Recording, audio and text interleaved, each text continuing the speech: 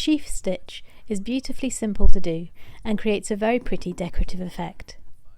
And if, as it happens, you're stitching tiny corn stooks in the distance, then it's absolutely perfect. The first step is to make 3 straight stitches side by side.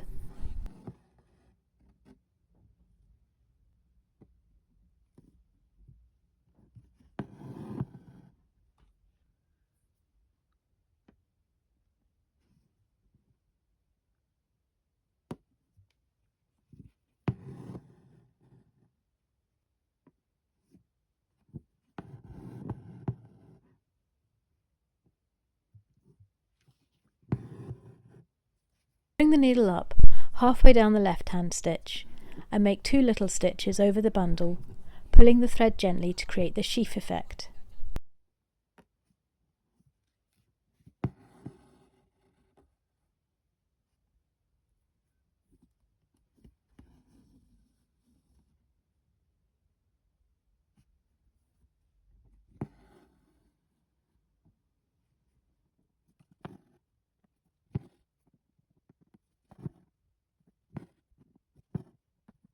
Turning this stitch on its side will give you very pretty tiny bows as well, which creates more options for using this stitch in a project.